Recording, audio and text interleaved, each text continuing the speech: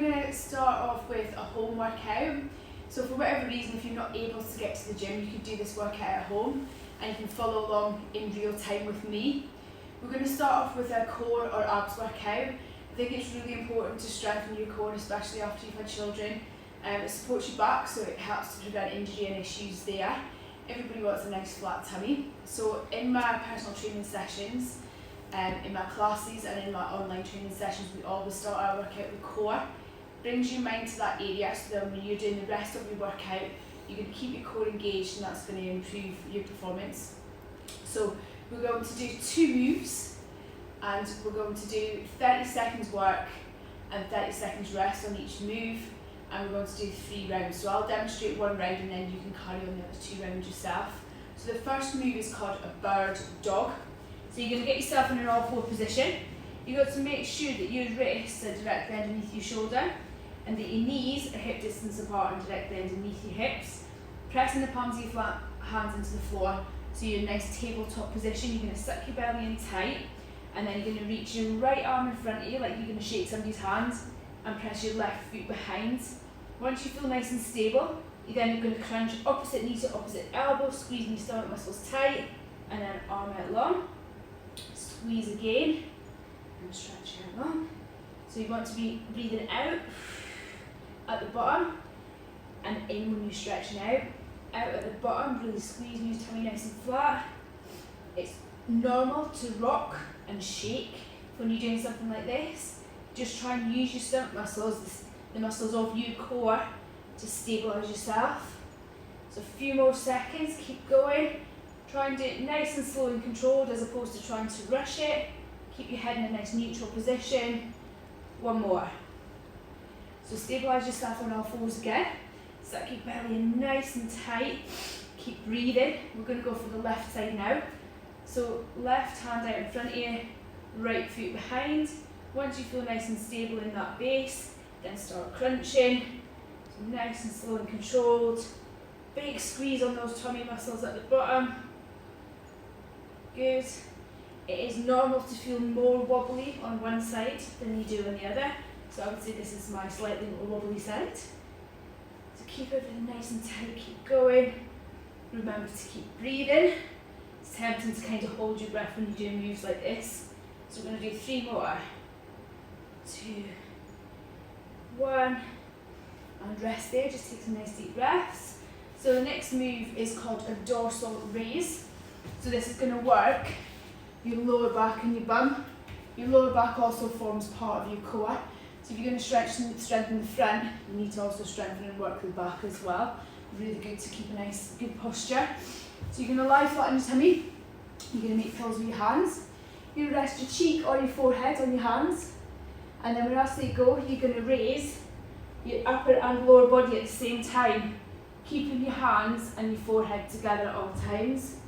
You want to give a big squeeze on your bum and a big squeeze on your lower back as you rise up. Don't worry about how high up you're going to rise. You basically just want to take it to that point where you can feel tension in your lower back. You don't ever want to feel pain there.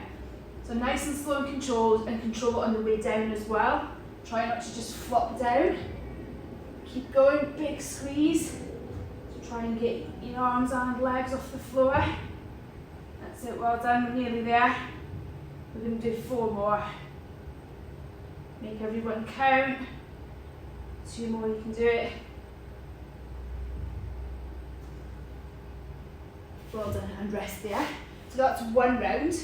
So I want you to repeat that another 2 times through. So that'll be 3 rounds of that core workout. I hope you enjoyed it. Right, so next we're going to work the upper body, so tone the arms and the shoulders and the chest.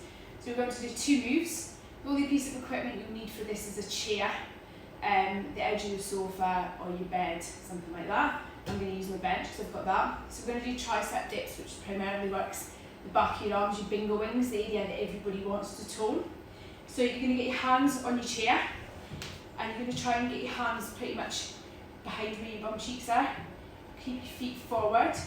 The idea is to fully bend at the elbow so your body lowers down and then press into the chair and straighten your arms. You'll really feel those muscles on the back of your arms working. So that's 3. We're going to go for 7 more. You're going to do 10.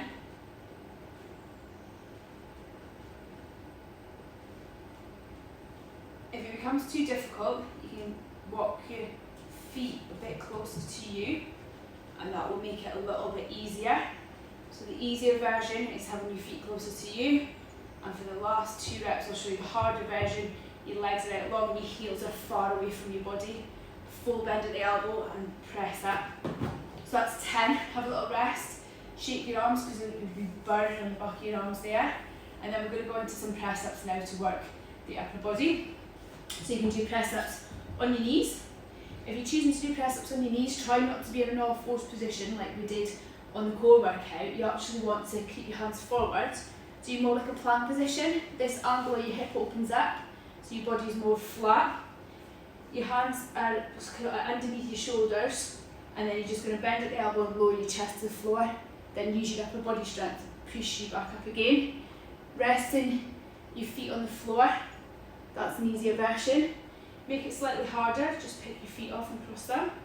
And make it a little bit more difficult.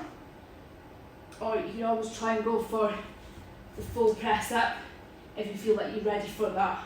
So we're going to do 10. So I think that's about 10. So have a little rest, shake your arms off. You're then going to go back in and do another 10 tricep dips followed by another 10 press ups. Little rest and then 1 more round, so 3 rounds in total. Enjoy.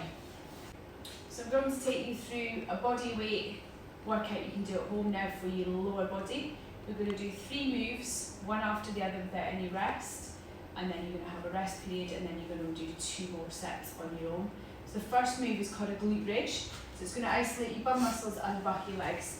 So you're going to lie down on the floor or on a mat, and you're going to have knees bent and feet flat on the floor. Try and get your heels as close to your bottom as you can, and your feet want to be hip distance apart.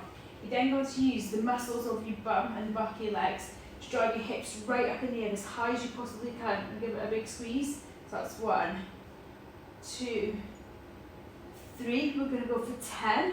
So keep it nice, slow and controlled. So that's 6. I'm going to do 4 more. Big squeeze at the top. Big squeeze at the top. 2 more. You should really feel your muscles working now. And that's the last one.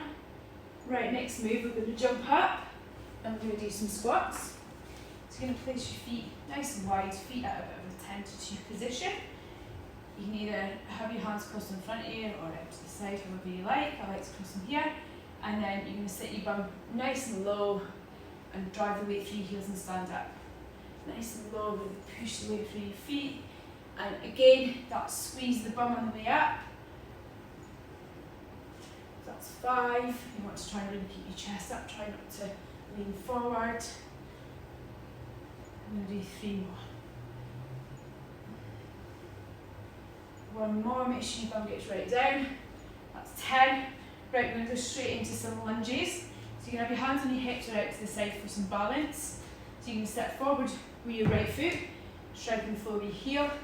You want to be on your toes on your left foot, your back foot. Lower your left knee to the floor. So we're going to do static lunges, so straight up and down.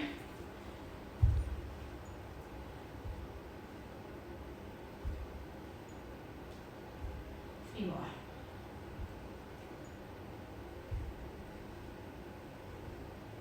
Step back to the start position, give your legs a little shake. So let's do the other side now and then you get a rest. So striking the floor with your left heel. You're up on the toes in your right foot. Just control your balance, suck your core in nice and tight. So bending that back knee right to the floor if you can. 5 more and then you get to rest. Legs should be burning now. Last 2. Well done, rest there. Give your legs a little bit of a shake. So that's 1 round of your lower body workout done. You want to rest for up to a minute, and then you want to do another 2 full rounds of that. Right, so I'm going to take you through the cardio part of your workout. So Christine's going to demonstrate, like we would in a personal training session. So it's purely body weight. You'd be able to do this at home. The idea is it's high intensity HIIT training, so we're going to be bringing your heart rate right up. It's going to feel quite difficult in the work period, but then you're going to get a short rest period as well.